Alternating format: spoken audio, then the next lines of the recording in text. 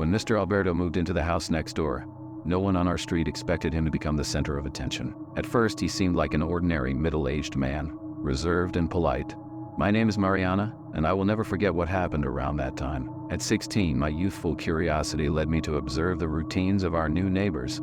One Saturday, just before sunset, I spotted Mr. Alberto in the backyard fiddling with a large wooden chest. He seemed nervous, constantly looking around as if he was keeping watch. My best friend Clara was with me that day. We watched from a distance as he carried something heavy and wrapped inside the house. He didn't notice us watching him. Soon after, as night fell, I started hearing strange sounds coming from the house next door. They were low, constant noises, like something being dragged or tools being used. At first, I thought he was just fixing something, but the sounds didn't stop. Clara heard them too, and she decided to spend the night at my place. During the early hours, the atmosphere became tenser. The sound of heavy footsteps in the neighbor's backyard seemed to be getting closer to our window. I peered through the curtain and saw a large, awkward shadow moving. Suddenly, I heard a muffled scream. Clara and I froze, not knowing what to do. The shadow disappeared into the darkness, but fear gripped us both. Just before dawn, his house fell silent, but what we saw in the morning terrified us. Strange marks on the backyard floor, as if something very heavy had been dragged inside, and the chest, which had been in the backyard, was now gone. We didn't dare to investigate. That day changed our perception of what it means to have a strange neighbor.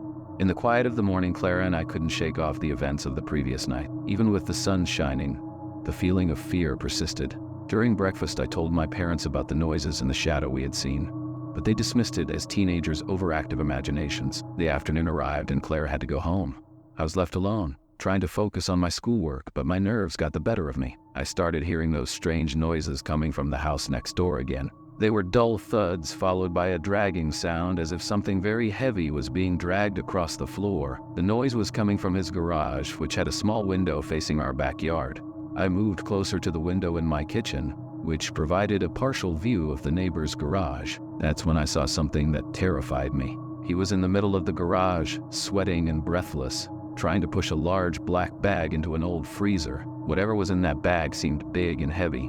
He was moving frantically, as if afraid of being seen. Time seemed to crawl as I watched the scene unfold. My parents were at work, and I was alone in the house. What could be in that bag? Why was he acting so suspiciously? Panic washed over me, and my hands began to tremble. The sound of the freezer's motor filling the garage sent my heart racing. Suddenly, Mr. Alberto stopped and looked directly in the direction of my house. Instinctively, I ducked, hiding behind the curtain. When I gathered the courage to look again, he was gone from my sight. A chill ran through me. Something was terribly wrong, but I didn't know what to do. The only certainty I had was that I wouldn't spend another quiet night knowing my neighbor was bizarrely strange. The following day started with an eerie calm. My parents left early for work, and I was alone in the house again. Still troubled by the previous night's events, I tried to stick to my routine, but the thought of what my neighbor was hiding in the freezer lingered in my mind. Clara called me early in the morning, worried, and we arranged to meet at my place later.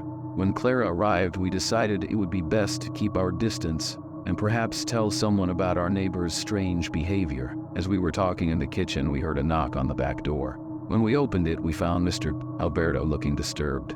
He was sweating and seemed nervous. He asked to come in, saying he needed to talk to me.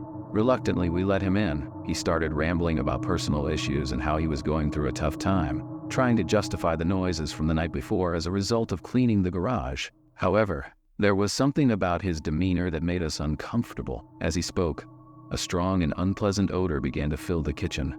Clara made a face of disgust, and I started feeling nauseous. Alberto noticed our reaction and, without offering any explanation, hastily left through the back door.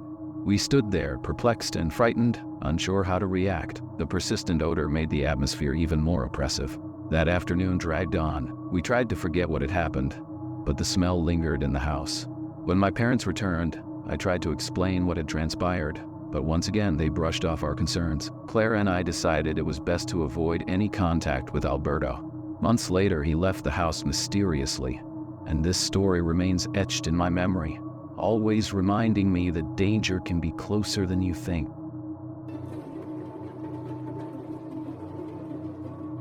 Our street was known for its tranquility until Mr. Miguel's arrival. From the moment he moved into the house nearby, something seemed amiss. He was a solitary man of few words, but there was something in his gaze that made us uneasy. My name is Carlos, and I lived with my family in the house at the end of the street. On that fateful day, I was helping my father fix the gate when I noticed something strange about Mr. Miguel's behavior. He was standing in the garden, motionless like a statue, staring intently at the sky. His face was a mask of intense concentration, and his eyes shone with an eerie light. He seemed unaware of my presence, as if he were in a trance. I became suspicious that something was amiss, and an inexplicable fear gripped me. Later, while I was in my room, I heard strange sounds, and I couldn't pinpoint their source. They were indistinct noises, like faint whispers. I looked out the window and saw the lights in his house flickering irregularly. I froze, unable to comprehend what was happening. I wondered if those sounds were indeed coming from my neighbor's house. The next morning, our neighbor's strange behavior continued. He left the house early, carrying a large suitcase and looking agitated. When I saw him, he shot me a dark look filled with anger, causing my stomach to churn. I tried to ignore the sense of unease that overcame me and focused on going about my day. That night, as I was in the living room watching television, I heard quick footsteps outside my house. I looked out the window and saw Mr. Miguel standing in the middle of the street, staring directly at me. His eyes shone with frightening intensity, and a sinister smile formed on his lips. I froze, unable to move or cry for help. When I finally managed to break free from his hypnotic gaze, I ran to lock all the doors and windows in the house. Fear consumed me in that instant, and I wondered what he was capable of doing. That night, I barely slept, tormented by the inexplicable events that had occurred on our street. I awoke with a sense of apprehension that I couldn't ignore. My neighbor's strange behavior continued to haunt my thoughts, and I wondered what he was plotting. I decided to talk to my parents about what had happened, but they didn't take my concerns seriously. While I was in the living room playing video games, I heard a knock on the front door. When I opened it, I came face to face with Mrs. Oliveira, an elderly neighbor who had lived on the street for decades. She seemed nervous and told me she was worried about Mr. Miguel. She said she hadn't seen him in days and that something wasn't right. Concerned about his disappearance, we decided to investigate. We knocked on his door several times, but there was no answer. The windows were closed, and there was no sign of movement inside. I began to wonder if he had left without telling us. However, when we decided to take a look in the backyard, we found something disturbing. In the middle of the garden, there was a circle of stones with strange symbols drawn on the ground. We couldn't understand what it meant, but we knew it was something sinister. As we stood there, we heard a sound coming from the house. It was a low sound, like a moan, emanating from somewhere deep within. We ran back to our homes, terrified by what might be happening in that enigmatic house. Mr. Miguel's disappearance was just the beginning of a series of disturbing events that would forever change our quiet street. In the days following our neighbor's strange disappearance, a disturbing atmosphere hung over our neighborhood. We were all concerned about what might have happened to him, and rumors began to spread. Some said he had moved away without a word, while others claimed to have seen strange lights coming from his house at night. It was then, a week later, that Mr. Miguel reappeared. He looked visibly worn down and more distant than ever. We encountered him at the neighborhood grocery store, and his presence caused a collective stir among the residents. He bought only a few things and quickly left without a word. That very night, we heard those strange noises coming from his house once again. They were indistinct sounds, like sinister whispers echoing through the walls.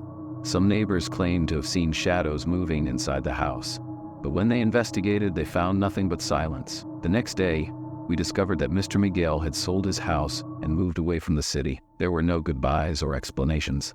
He simply vanished, leaving behind a trail of mystery and speculation. We never heard from him again, and his house remained empty and silent, as if guarding secrets that would never be revealed. As the years passed, the story of my neighbor, Mr. Miguel, became an urban legend on our street.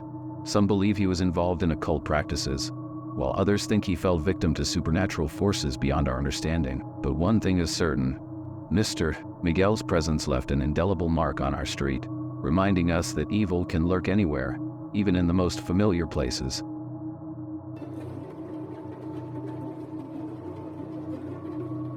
Our quiet neighborhood was never the same after the arrival of the Silva family. They moved into the house next door to ours, and from the very first day, something seemed odd. My name is Laura, and I live with my parents and younger brother in the house across the street from the Silvas. It all started with small incidents that left us perplexed. During the first week, we noticed strange behaviors coming from the new neighbor's house at night. The children would stand by the window, observing the street for hours, as if they were watching something. We thought it was just a game, but the behaviors continued for several consecutive nights. Moreover, we noticed that the Silva family was rarely seen during the day. They would only leave the house at night, always dressed in dark clothing, and maintaining a somber expression on their faces. Their window curtains were always closed, and no one ever saw them interacting with the other residents on the street. One afternoon, while playing in the backyard, I saw the oldest Silva son, Pedro, staring intently at our house. His eyes were empty and lifeless, and a chill ran down my spine. He seemed to be observing me, but when I tried to get his attention, he simply turned his back and quickly went inside. The strange behavior of the Silva family continued to make us uncomfortable. Everyone on the street whispered about them, speculating about what could be happening in that eerie house. And at night, when silence enveloped our street, we could hear the mysterious noises coming from the house next door, like a constant reminder of the mystery surrounding us. As the days passed, the mysteries surrounding the Silva family only seemed to grow. My parents and the other neighbors became increasingly concerned about their strange behavior. We decided to keep our distance, not wanting to get involved unnecessarily. One night, while walking through the neighborhood with my brother, we spotted Pedro Silva across the street. He was standing in front of a tree, observing something with a sinister expression on his face. Our eyes met for a moment, and I felt true fear in his gaze before he disappeared into the darkness. One night, when the Silva family was out, we approached their property. The curtains were closed, but a faint light emanated from one of the windows. We took a chance and sneaked closer to the house, trying to see what was going on inside. That's when we heard whispering voices coming from within the house. They were strange, incomprehensible voices that seemed to emanate from the walls. My brother and I exchanged frightened glances, unsure of what to do. Just as we were about to react, we heard approaching footsteps, and we ran back to our house, our hearts racing and our minds filled with unanswered questions. The next morning, we woke up to the news that the Silva family had suddenly moved out. Their house was empty, with no sign of life inside. The authorities were called, but no clues were found as to where they might have gone. The mystery of the Silva family remained unsolved, leaving behind only questions and speculations about what was really going on in that eerie house. With the Silva family gone without a trace, everyone was perplexed about what could have happened to them, and what those strange occurrences in the house meant. Rumors began to spread, fueling fear and distrust among the residents.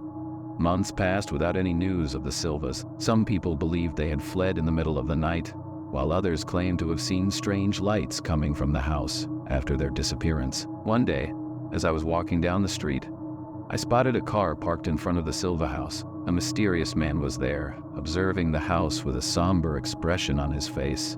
He looked familiar, but I couldn't quite place him. As I attempted to approach him to ask what he was doing there, he quickly got into his car and sped away.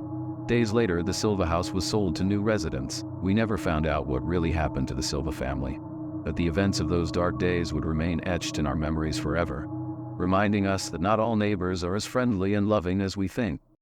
If you enjoyed the video you just watched, you won't want to miss this next one. Click now and I'll see you there.